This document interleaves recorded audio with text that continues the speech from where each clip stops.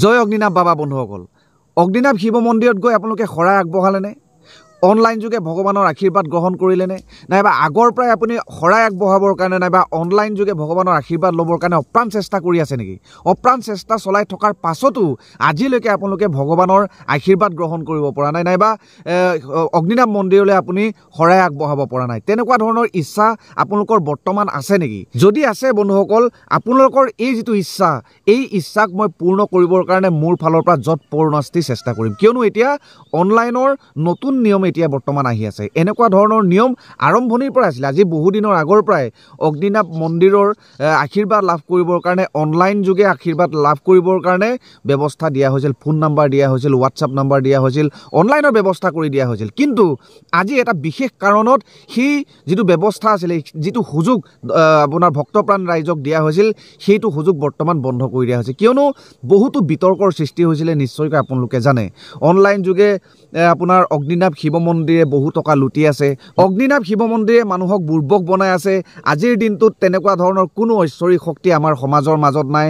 ঠিক এনেকুৱা ধৰণেৰে বহুতেই বিতৰ্ক কৰা দেখিবলৈ পোৱা গৈছিল, আৰু ঠিক তেতিয়াৰ পৰাই সেই বিতৰ্ক সোমোৱাৰ বাবে যিটো সুবিধা ৰাইজক দিয়া হৈছিলে, ভক্তপ্ৰাণ ৰাইজক দিয়া হৈছিলে, সেই সুবিধা বৰ্তমান বন্ধ কৰি দিয়া হ'ল। তাৰ ফলত যিসকল লোকে অগ্নিনাভ মন্দিৰ দৰ্শন কৰিব পৰা নাই, মন্দিৰত গৈ পেলাই শৰাই এখন আগবঢ়াই ভগৱানৰ আশীৰ্বাদ ল'ব পৰা নাই, বহুত দূৰত আছে, তেওঁলোকে চিন্তা কৰি আছে, অপ্ৰাণ চেষ্টা কৰি আছে কেনেকৈ অনলাইন যোগে ভগৱানৰ আশীৰ্বাদ লওঁ নাইবা শৰাই এখন আগবঢ়াওঁ। গতিকে তেওঁলোকৰ মাজত বহুত ডাঙৰ এটা সমস্যাৰ সৃষ্টি হৈছে।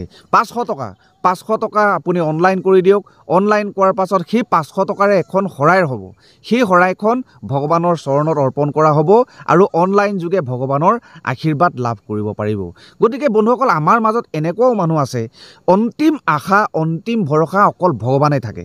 যিকোনো এজন ৰোগীৰ কথা আমি চিন্তা কৰিব পাৰোঁ। ৰোগী এজন আছে ঘৰত, সেই ৰোগীজনক ভাল কৰিবৰ কাৰণে পৰিয়ালৰ মানুহেতো অপ্ৰাণ চেষ্টা কৰিব।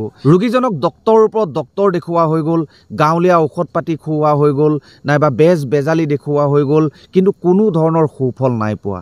লাষ্টত যেতিয়া তেওঁলোকৰ মনলৈ আহে যে আমাৰ একো এটা পথ বাকী নাই, মানুহজনক, পৰিয়ালৰ সেই লোকজনক সুস্থ কৰিবৰ কাৰণে কোনো এটা পথেই বাকী নাই, লাষ্টত তেতিয়া মানুহৰ এটাই পথ থাকে, সেই পথটো হৈ গ'ল ভগৱান।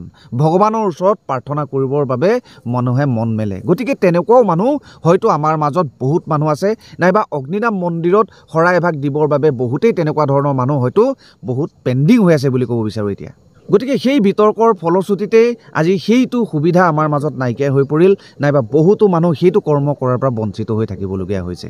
কিন্তু বন্ধুসকল, অনলাইন ভক্তৰ সংখ্যা কমি গ'ল যদিও, একেবাৰে নাইকিয়া হৈ গ'ল যদিও, অগ্নিনাভ শিৱ মন্দিৰত ভক্তৰ সীমা সংখ্যা নাইকিয়া হৈ পৰিছে।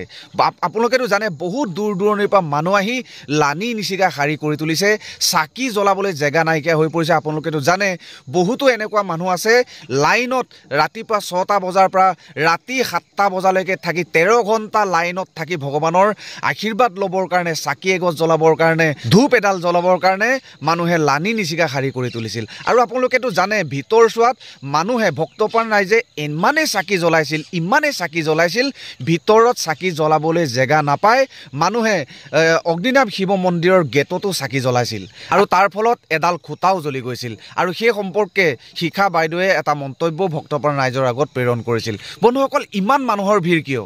নিশ্চয় ভগৱানৰ ওপৰত মানুহৰ আস্থা আছে, আজিও ভগৱানৰ ওপৰত মানুহৰ বিশ্বাস আছে। গতিকে সেই আস্থাত নাইবা সেই বিশ্বাসত যেন কোনেও ব্যাঘাত জন্মাবৰ চেষ্টা নকৰে। কিয়নো কোনোবাই তুলসী গছ এজোপাত চাকি এগছ জ্বলাই ভগৱানক পাইছে, কোনোবাই বেলগছ এজোপাত চাকি এগছ জ্বলাই ভগৱানক পাইছে, কোনোবাই শিলৰ মূৰ্তিত পাইছে, কোনোবাই ফটো এখনত পাইছে। গতিকে নিজৰ ইচ্ছাৰ কথা। ময়ো এটা সময়ত বিৰোধ কৰিছিলোঁ। মোৰ দেউতাই যদি ঘৰৰ আগফালে তুলসী গছ এজোপাত ৰাতিপুৱা গধূলি পানী অকণমান দিয়ে, ধূপ এডাল জ্বলাই নাইবা চাকি এগছ জ্বলাই ভগৱানক প্ৰাৰ্থনা কৰে, মই তেতিয়া দেউতাক কৈছিলোঁ, দেউতা আপুনি বাৰে বাৰে সদায় এইবোৰ কাম নকৰিবচোন। ভগৱানক আপুনি মনৰে ভগৱানক বিশ্বাস কৰক। সদায় আপুনি গা ধুই পেলাই ৰাতিপুৱা যিমান ঠাণ্ডা নহওক, গৰম নহওক, ৰাতিপুৱা শুই উঠিব, গা ধুব, তুলসী গছজোপাত পানী দিব। তেতিয়া মই দেউতাক কৈছিলোঁ, দেউতা আপুনি এইবোৰ কাম নকৰিব, তুলসী গছজোপা উঠাই লাগিলে ভোট জলকীয়া এগছ লগাই দিয়ক।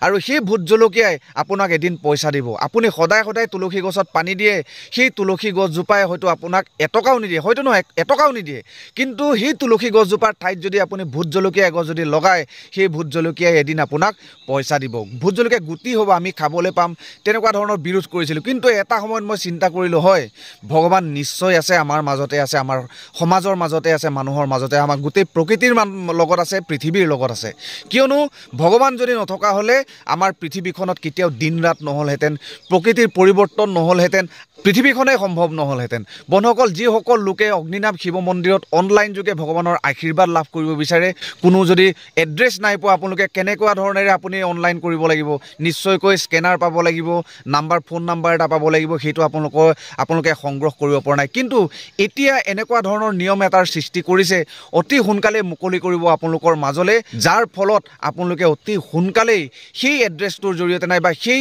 স্কেনাৰটোৰ জৰিয়তে ফোন নাম্বাৰটোৰ জৰিয়তে আপুনি ভগৱান অগ্নিনাভ শিৱ মন্দিৰত অনলাইন যোগে আপোনালোকে যিকোনো শৰাই আগবঢ়াব পাৰিব গতিকে যিসকল লোকে মোৰ চেনেলটো ছাবস্ক্ৰাইব কৰা নাই অনুগ্ৰহ কৰি মোৰ চেনেলটো ছাবস্ক্ৰাইব কৰি থ'ব যাতে মই ভিডিঅ'টো আপলোড কৰাৰ লগে লগে নটিফিকেশ্যন আপোনালোকে লগালগে পাই যায় ধন্যবাদ জয় অগ্নিনাভ বাবা